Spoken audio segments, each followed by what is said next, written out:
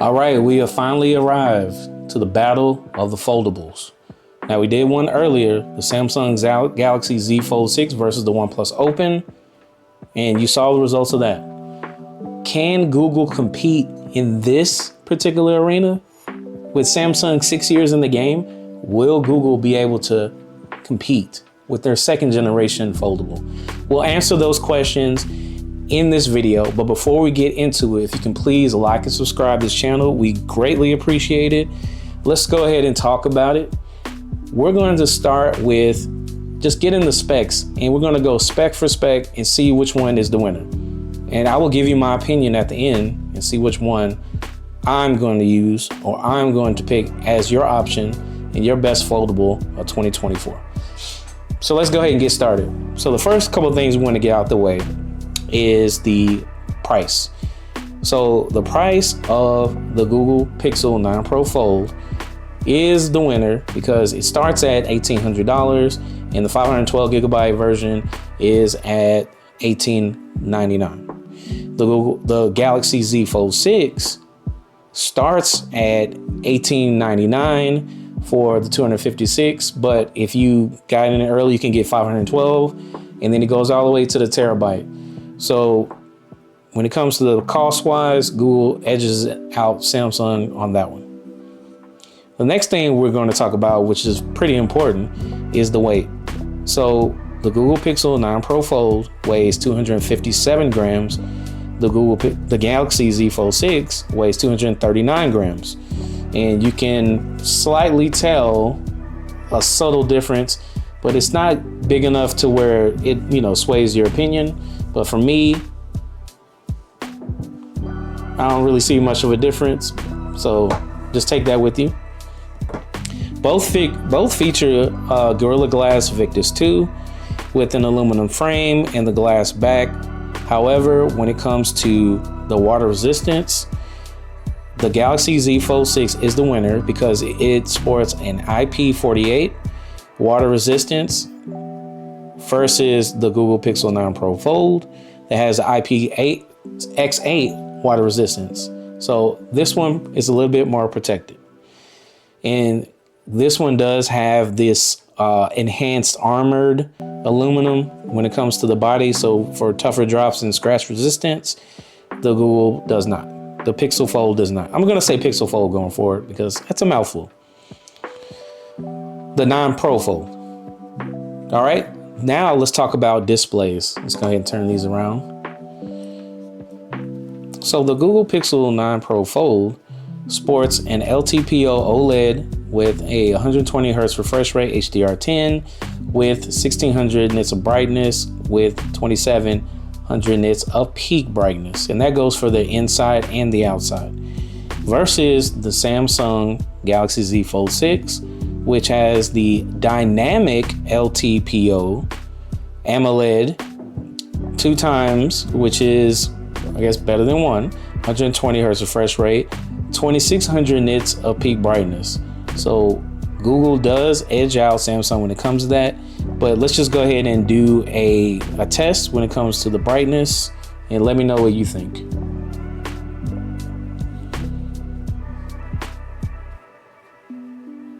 So brightness, I'm gonna get the slight edge to Samsung on that one.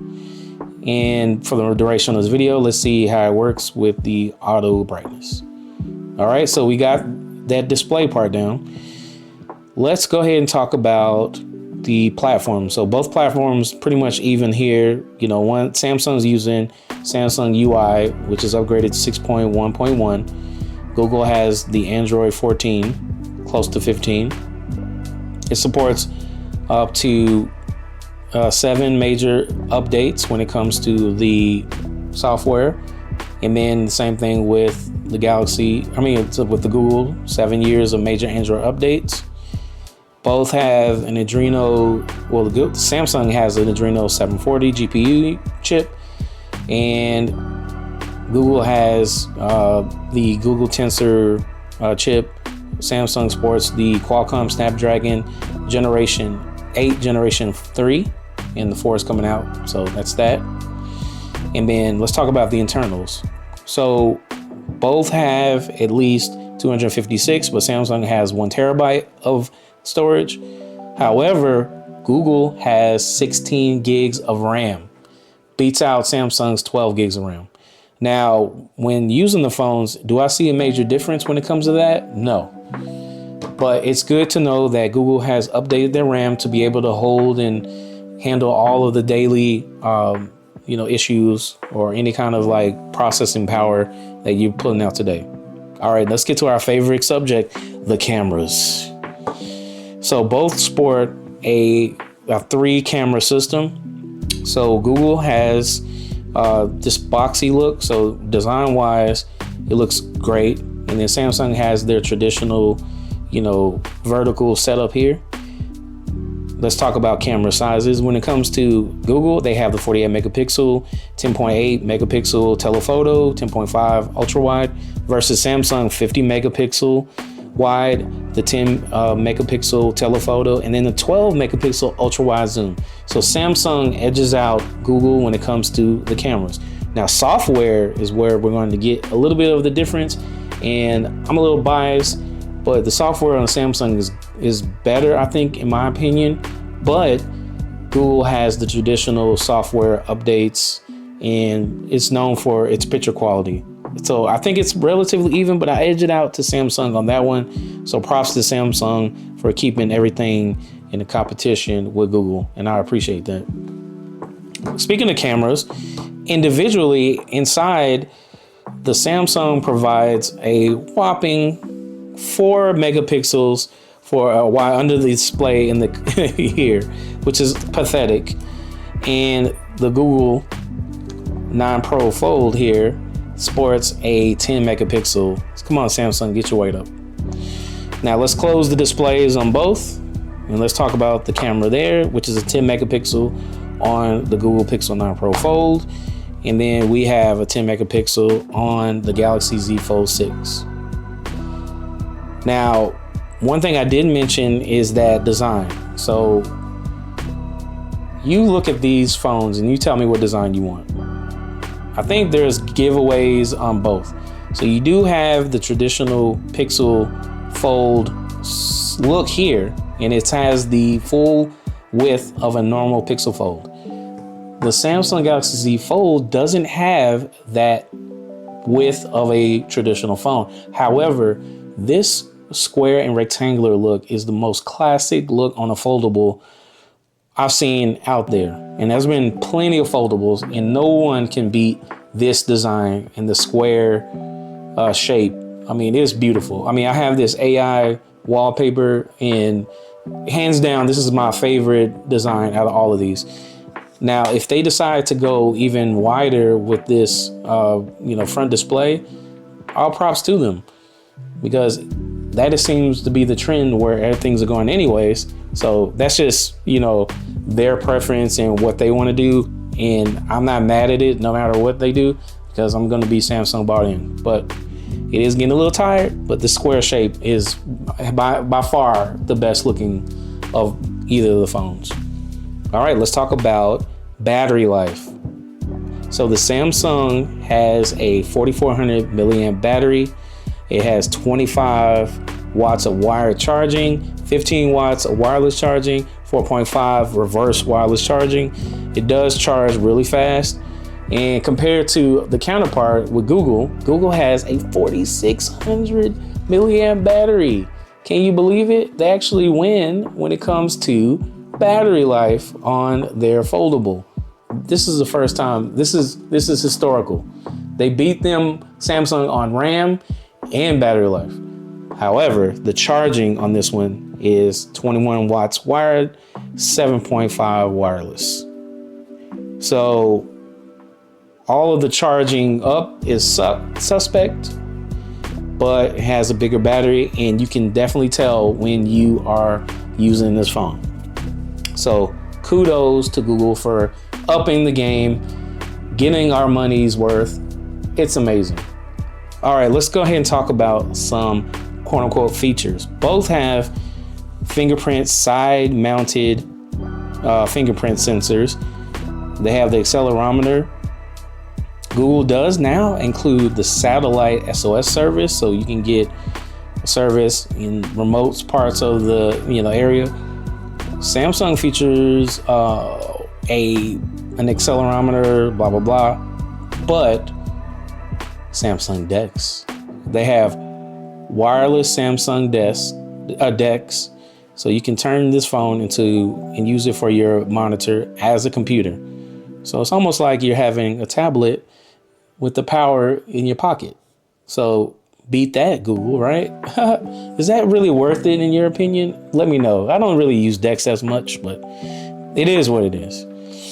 Now, I will say one test that we should consider when it comes to just software, it's just really your preference, but I prefer Samsung software. As I mentioned earlier, the One UI is tried and true and tested. The chip on the Qualcomm Snapdragon 8 Generation 3 far outperforms the Google Tensor G4 chip. And that's just my opinion, but I have heard that opinion, widespread. Not to say that I'm basing my opinion off of the other content creators, but I do see what they mean when it comes to that. Now, when it comes to just the experience of video, I'm going to just show you, okay, what it looks like. And you tell me, which experience of video do you like? See here.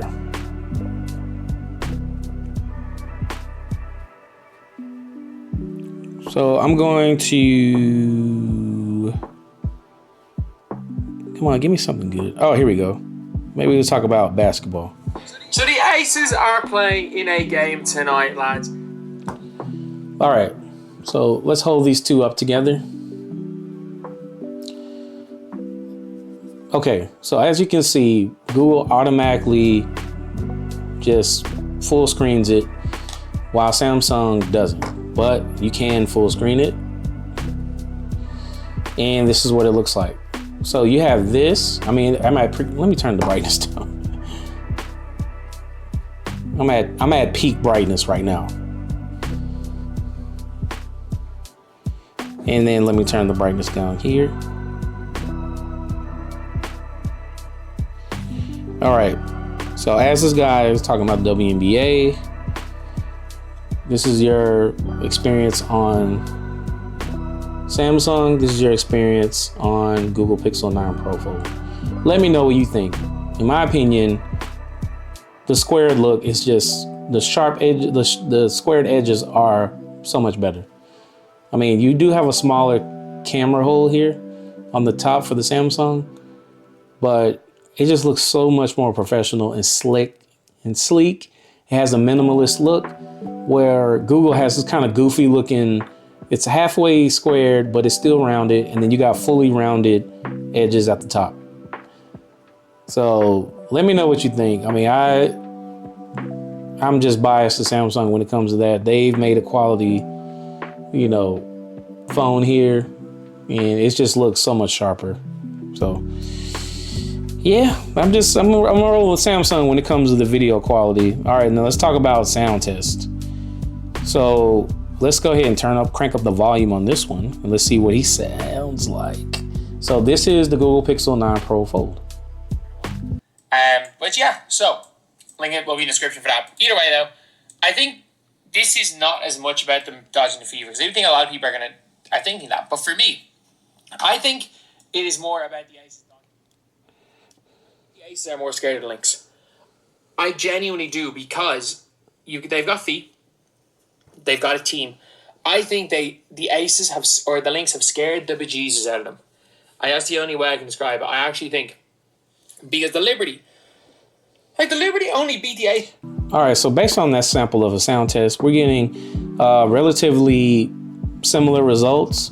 However, I feel a little bit more surround soundy, if that's a word, with the Samsung Galaxy Z Fold 6. And that's that. And another consideration you might want to you look into is the color options. So there's only two options for the Pixel 9 Pro Fold, and there's at least 5 options for the the Galaxy Z Fold 6. And there's a couple of Samsung exclusives, so you do get the, versatility of your, phone and your foldable. So that pretty much ends my video and my comparison of this. I want to say that the Samsung edges out Google just a little bit. Google has definitely made it harder for, traditional foldable users or people that are particularly interested in foldables. We've always wanted Google to step up to the plate, and they have stepped it up tremendously. And it's almost like a preference at this point, because Samsung does have this candy bar style, look, but it's really thin for some people, and it's just too, it's too hard to type with, 2 fingers. But I haven't had any issues. I mean, I can, do this no problem. And that's just me. I mean, maybe some people have it may be difficult for people who have bigger fingers or, but I have no issues with that. That's just me.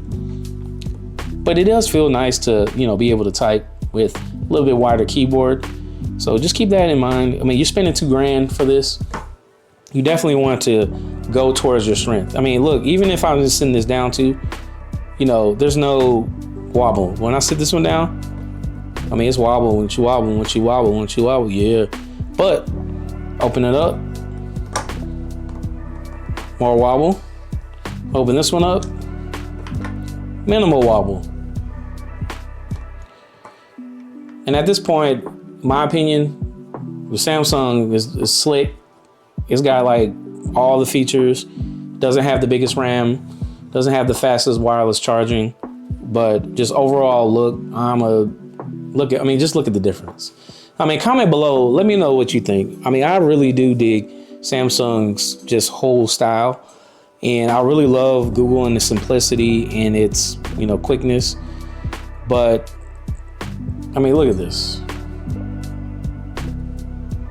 I mean, I can turn this thing sideways. I mean, this looks like a tablet, like a true form of a tablet.